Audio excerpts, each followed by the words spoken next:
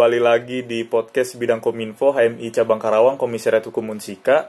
Sebelumnya perkenalkan, nama saya Iksan Rizky Fadila selaku host sekaligus Ketua Bidang Kominfo HMI Hukum Unsika. Nah, dalam podcast kali ini kita akan membahas tentang bagaimana sih masa depan pendidikan anak di era pandemi COVID-19 ini.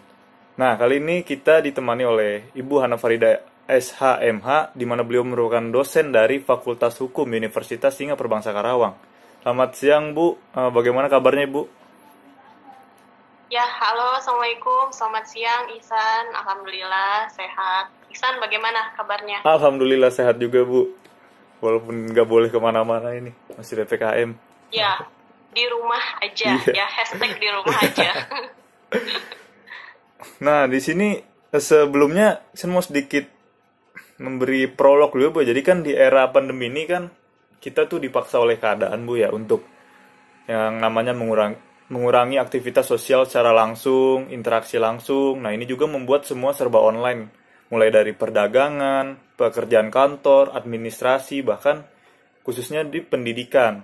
Nah, mungkin kalau mahasiswa perguruan tinggi banyak metodenya. Mungkin kalau terkendala oleh sinyal, atau mungkin karena device atau gadgetnya kurang mumpuni, masih bisa melalui PowerPoint dan segala macam. Tapi yang sangat disayangkan ini di mana anak-anak sekolah dasar lah, Bu, ya. Jadi banyak juga kayak sebelum-sebelumnya itu ada juga kayak di daerah-daerah terpencil mereka tidak mempunyai fasilitas internet atau gadget, bahkan ada yang sampai menumpang ke tetangga karena penyebaran internet dan gadget itu tidak merata gitu. Tidak semua penduduk itu mampu untuk memiliki gadget itu sendiri. Nah, menurut pandangan Ibu nih sebagai akademisi, kira-kira bagaimana sih, Bu, masa depan pendidikan dari anak itu sendiri, Bu, di era pandemi ini? Apakah di era pandemi ini yang dengan sistem sekolah online ini dapat memiliki sisi positif atau juga ada sisi negatifnya, Bu? Ya, baik. Terima kasih, Iksan. Sudah ini ya, kita akan lakukan sharing ya, tentunya di mana posisi kita sampai saat ini ya, baik dari pendidikan usia dini hingga pendidikan perkuliahan tinggi ya, dilakukan secara daring ya, atau dengan basis media di sini blended learning diterapkan, kemudian sebagai pengajar ya, baik guru, kemudian dari dosen ya, di sini melakukan peraturan yang sudah ditetapkan tentunya ya. Sebelumnya Ibu izin untuk memberikan ya pedoman yang dimana sesuai dengan kondisi saat ini, yaitu ada keputusan dari Menteri Pendidikan dan Kebudayaan Republik Indonesia nomor 719/P/2020 ya, yang dimana di sini tentang pedoman pelaksanaan kurikulum pada suatu pendidikan ya, satuan pendidikan dalam kondisi yang khusus. Nah, di sini Bapak Menteri telah menetapkan, memberikan suatu aturan acuan yang dimana mengenai pendidikan anak, tentunya dalam hal ini dititik beratkan ya pada anak usia dini dan lingkungan yang pastinya tadi telah disampaikan oleh Ihsan. Jika keadaan lingkungan yang jauh dari perkotaan kemudian menuntutkan untuk kita bisa menggunakan gadget, kemudian sinyalnya juga harus bagus. Nah, apakah di wilayah desa yang terpelosok, yang sulit sinyal, nah ini bagaimanakah pendidikannya gitu ya.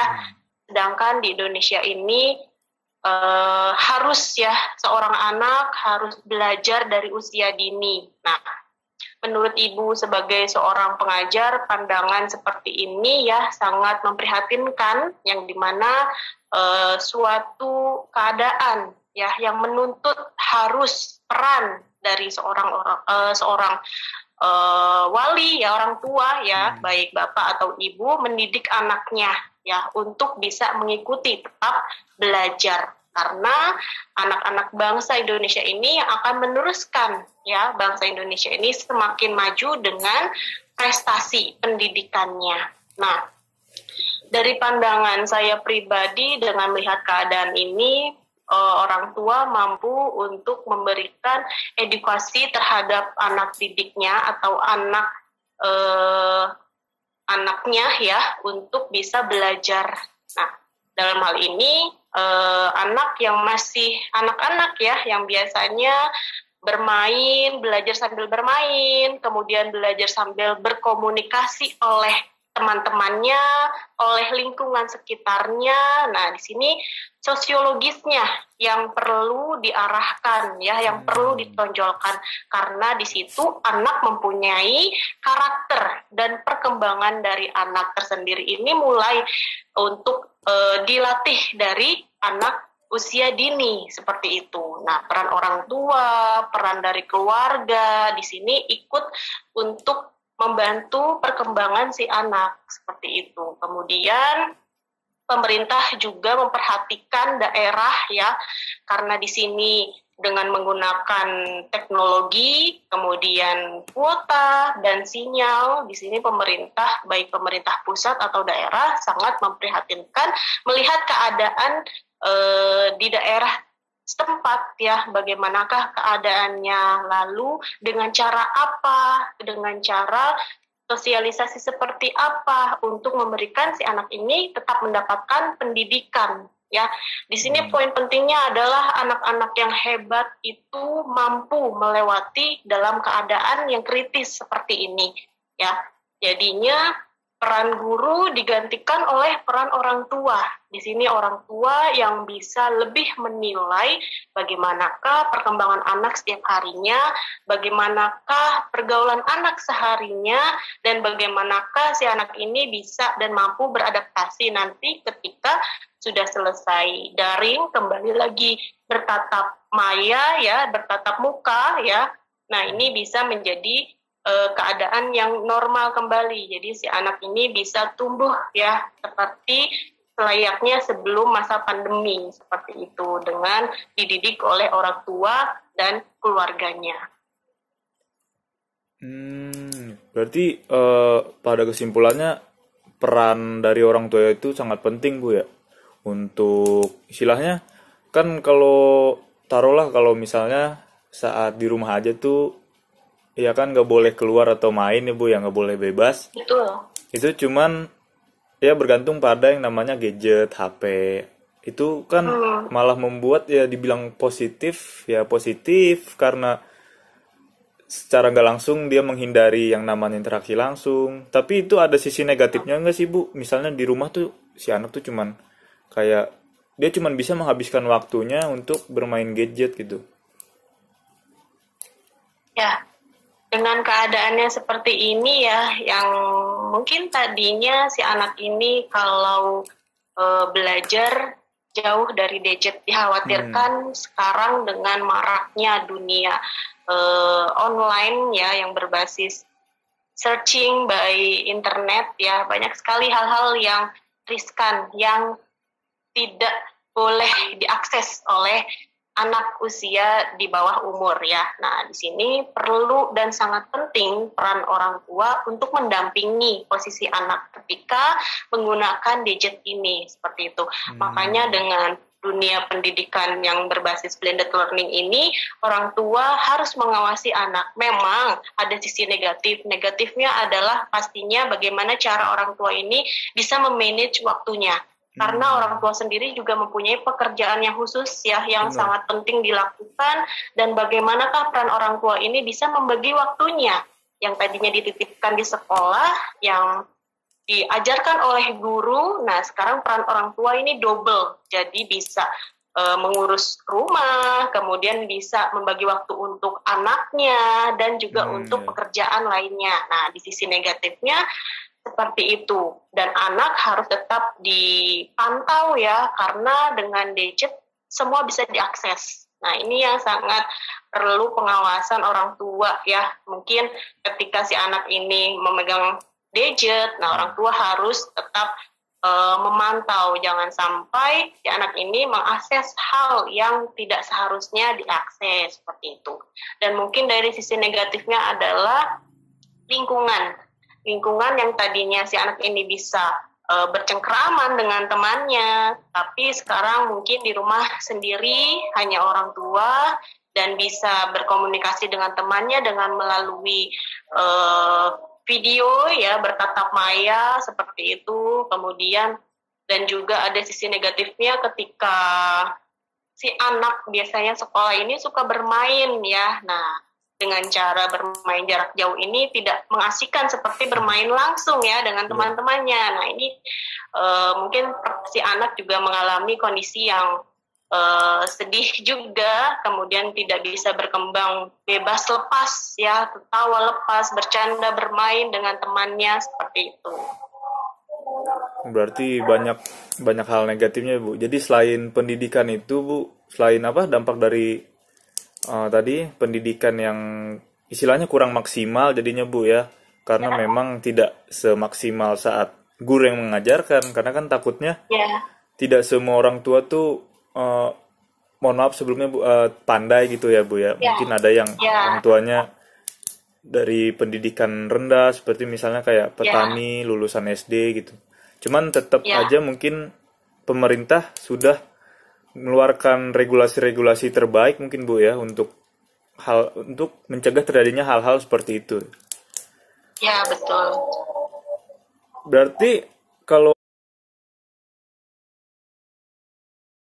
ini sangat berdampak kepada sosial si anak, Bu ya, mulai dari bercengkeramanya kurang asik segala macem. Ini kira-kira menurut Ibu dapat berpengaruh ke psikis anak nggak, Ibu, dengan keadaan seperti ini?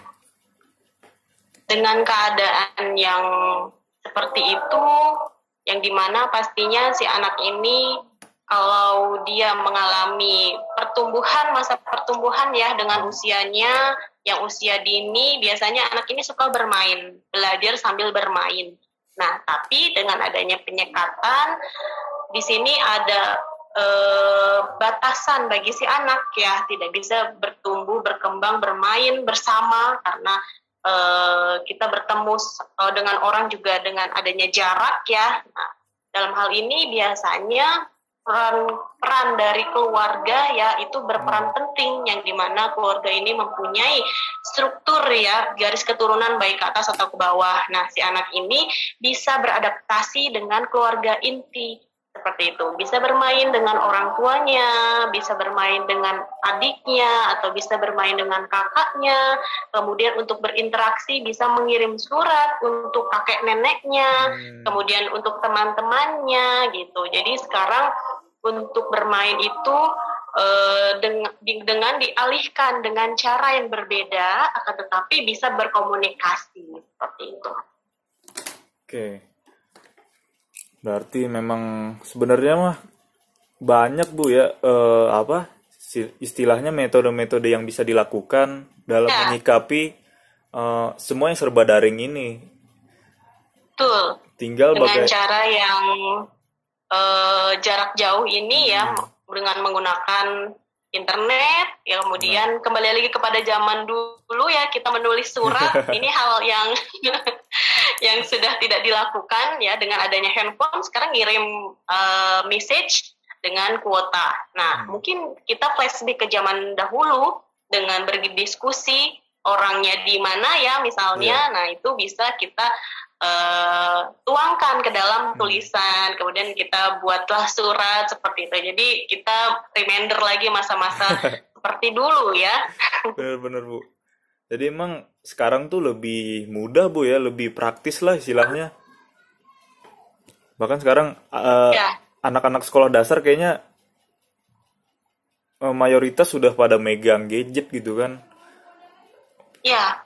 Bermain game, tapi ini, Bu, yang jadi masalah, Bu. Nah, kadang tuh gadget itu disalahgunakan, Bu, yang harusnya kan buat belajar ya kan. Tapi malah dipergunakan untuk yang lain. Ya mungkin tadi yang Ibu jelaskan bisa saja mengakses hal-hal yang istilahnya konten-konten negatif. Tapi selain itu banyak juga yang dipakai untuk bermain game seharian suntuk, Bu.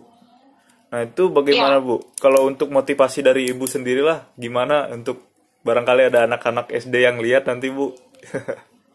ya, boleh sekali ya. Jadi cara bermain anak sekarang dengan cara itu handphone ya, apalagi sekarang ada aplikasi game yang sangat mengasyikkan sehingga membuat si anak ini kecanduan ya, tidak melihat waktu, kemudian tidak melihat dia ada pekerjaan yang harus dikerjakan ya. Nah, bagaimanakah caranya? Nah, di sini kembali lagi Ibu jelaskan bahwa peran orang tua ini harus untuk memperhatikan ya, orang tua di sini mempunyai kekuasaan atas si anak ya, atas tindakan atau keseharian dari si anak ini. Dengan cara apa? Mendisiplinkan si anak ya. Dengan jam berapakah nih si anak boleh memegang gadget, kemudian sampai jam berapa, seperti itu. Kemudian alihkan dengan permainan yang lain, yang dimana di sini bisa mengasah otak, kemudian bisa si anak ini berpikir dengan game-game yang tidak melalui gadget ya. Jadi banyak sekali permainan yang mungkin hitung-hitungan, kemudian menyusun Lego seperti itu ya, itu bisa dialihkan dengan benda ya, permainan yang berbentuk benda gitu kan. Kemudian untuk tadi Ibu bilang peran orang tua itu harus tegas ya, karena didikan dari orang tua itu akan memberikan si anak karakter nanti dewasa ini seperti apa, itu dari didikan orang tua. Jika orang tua memberikan didikan dari usia dini dengan caranya yang tegas, disiplin, insya Allah nanti si anak akan tumbuh kembang sesuai dengan apa yang diharapkan oleh orang tuanya. Itu. Berarti memang balik lagi ke ketegasan dari sosok orang tua ya, Bu ya? Betul, orang tua harus disiplin. Benar-benar.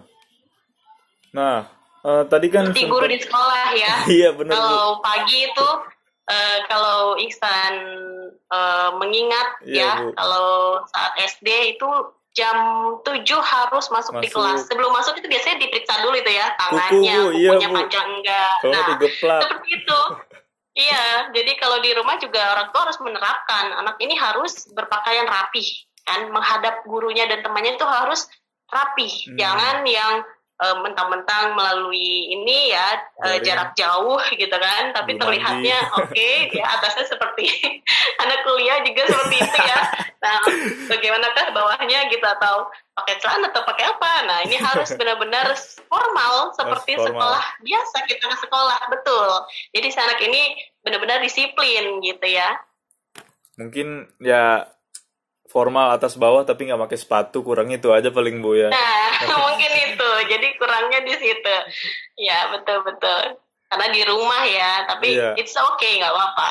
Kalau memang anaknya dibiasakan seperti itu, nanti dia akan tumbuh berkembang menjadi anak yang rapih ya. Benar, kalau mungkin jangan kayak yang anak-anak amburadul gitu ya, yang tidak memperhatikan fashion. Itu fashion tetap jadi nomor 1. Nah, ini Bu, ada pertanyaan, ini istilahnya udah jadi pertanyaan terakhir lah gitu, Bu. Ya.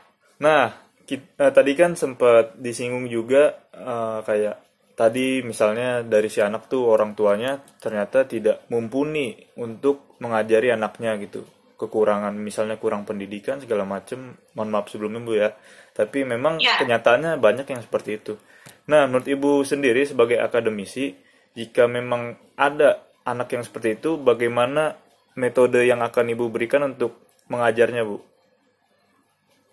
Ya, jadi di sini adanya keterbatasan dari bidang keilmuan peran orang tua ya, yang dimana mungkin pendidikan zaman dahulu berbeda dengan sekarang. Sekarang pemerintah sudah memberikan pendidikan wajib dasar yang harus dilalui bagi anak ya, harus. Kemudian kita lihat zaman dulu ya, untuk para orang tua kita bersekolah itu sangat minim ya. Ada sebagian orang tua yang hanya lulus dari SMA atau SMK, Nah, ini bagaimana jika peran orang tua ini mengaplikasikan ilmunya kepada si anak yang mungkin saat ini kurikulumnya jauh berbeda ya dengan kurikulum orang tua terdahulu seperti itu. Nah, kalau ibu pribadi, bagaimanakah menerapkan ya agar si anak ini mendapatkan hak ya, haknya adalah sama menyamaratakan kurikulum yang ada pada era saat ini seperti itu. Sekarang dengan adanya gadget, dengan adanya sosial media, edukasi, aplikasi belajar ya, kemudian di situ bisa menjadi